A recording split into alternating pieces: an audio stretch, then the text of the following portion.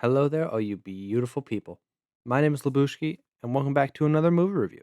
This time for the movie Hoppers. Now, I don't tend to watch a lot of animated movies. That's nothing against animated movies. That's kind of my personal preference. I have nothing against animation at all. It certainly is a valid and beautiful and expressive form of cinema. I just grew up on a lot of animated movies. So I kind of feel like I've seen them all almost. I don't necessarily feel like I need to see more. And maybe that's just my own personal opinion. And it is, I can even admit, probably not the best opinion to have because I still do like animated movies and they are still enjoyable. And Hoppers is a prime example of that. So I'd seen a little bit about this movie, not too much. I'd mostly seen the lizard meme.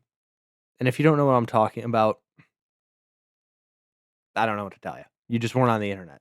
The whole lizard bit.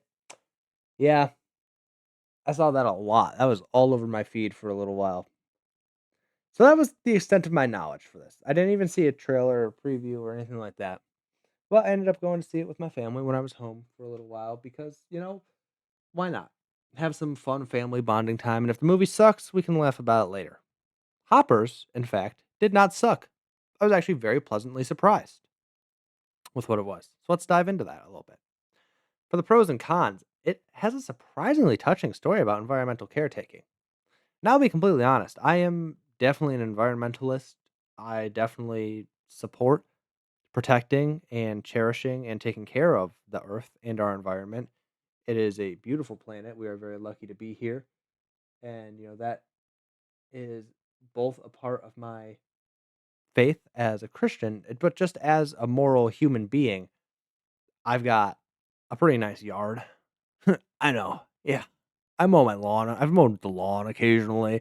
I've been outside before, guys. Let me tell you, I'm familiar with the great outdoors. Of course, I'm just kidding. I never go outside. I'm a gaming YouTuber. I stay inside and rot. Anyway, it's bit's getting old. I love the outdoors. It's beautiful. It is just it's so refreshing.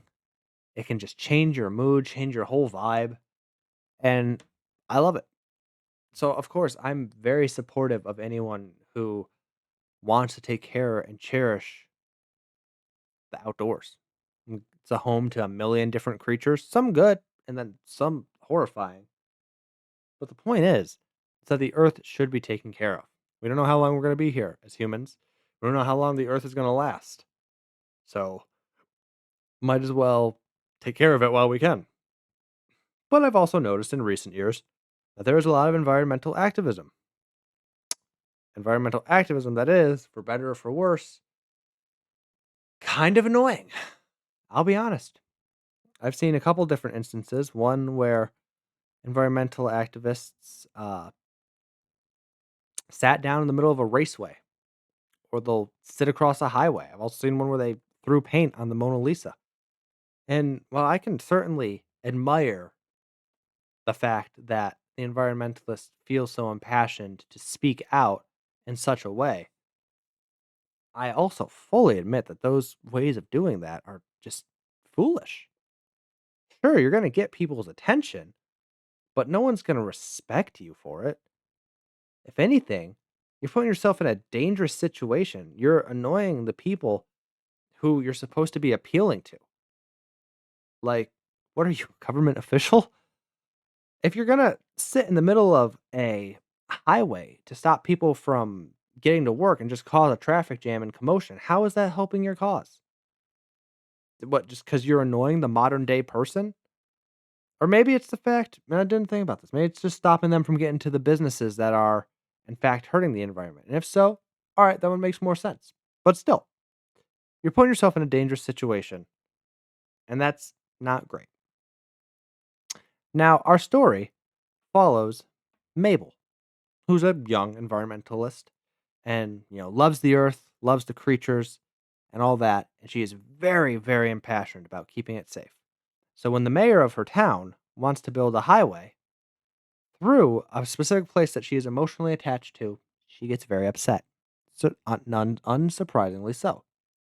It's completely valid what she was feeling. I can fully understand why she was upset over these things, but the ways that she approaches it is just kind of harassing the mayor. She doesn't really sit down and have a dialogue with him. She just kind of yells at him and inconveniences him, and he kind of just does the same to her. It's kind of like two children fighting. And now one of them is a young adult, and the other one's definitely an older adult. They still act like children, which is kind of how I feel the environmentalist movement has gotten. And I think it could definitely benefit from some taking a step back and regaining your composure and speaking with people and a more appropriate dialogue. Now, I'm not going to say that, the CEOs of companies that are destroying the environment are necessarily the greatest people, but I still think that they can be reasoned with. And maybe that's just, my hopefulness in humanity. That's entirely possible. But I think most people can, or at least have some shred of humanity and understanding for the things that other people are passionate about. And even if they don't initially feel it, I feel like it can be awakened in them.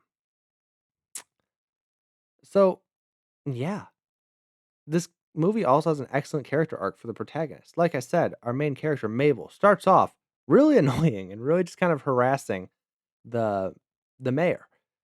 But by the end of the movie, she kind of learns that things can't be done just through action and I guess like violence or those kinds of situations. Instead, what she realizes is that sometimes having a dialogue, sitting down and talking is the best way to get things done. Because sometimes that's where you can make people really listen, not in instances where you're yelling and the other person feels the need to defend themselves. So I thought that was an excellent way of portraying the struggle between uh, higher up officials and activism. That in general I thought was very good. Now combine that with the environmentalist arc, and yeah, I can really understand why Mabel would be so impassioned. Definitely understand both sides of the coin, but there is a certain point that you have to reach where you realize that we live on this earth, and we kind of need everything on it. Its resources, its beauty. It's not something that should be squandered. I don't want to be. There's a reason I don't live in a giant city, and it's because I like the green. I like grass. I like trees. I like the rushing water of a bubbling brook or a stream. I love hearing the wind in the trees at night, the leaves crunching on the ground. It's just a great thing to experience. But and here's the thing that really got me too was the fact that it was portrayed so funnily.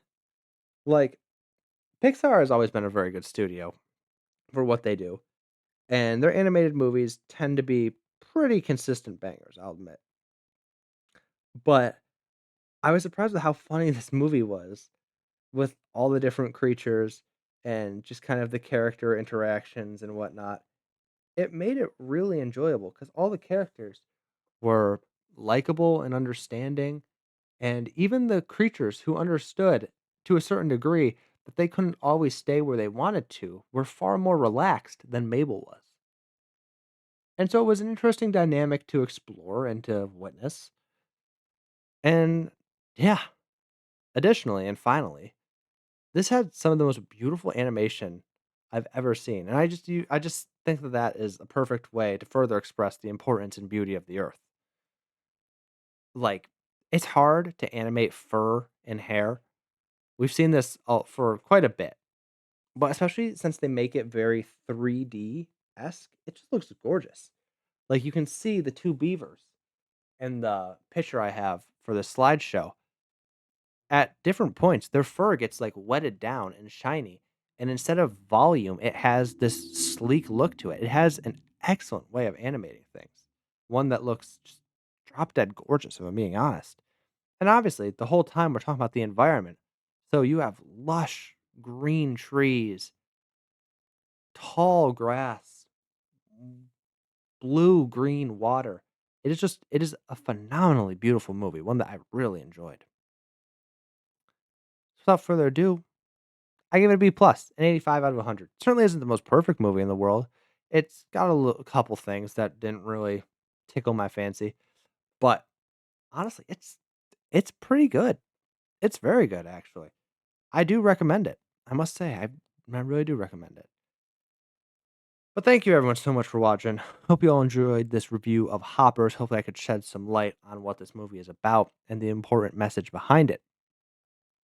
As always, go see a movie in theaters. Movies are meant to be seen in theaters. Doesn't have to be this one.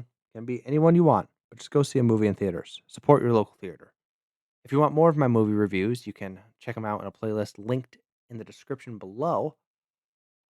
Also, of course, like, comment, subscribe. Let's get some interaction going. I'm bored. I want comments to respond to. If you agree, if you disagree, knock yourself out. I don't care. Tell me how wrong I am. This is, of course, just my opinion. And even my opinions on environmental activism, I can understand different perspectives on that. But feel free to comment, like, subscribe, etc., etc. And I'll see you in the next one. And until then, I hope you all have a wonderful day, whatever you should be doing. Take it easy. Peace out.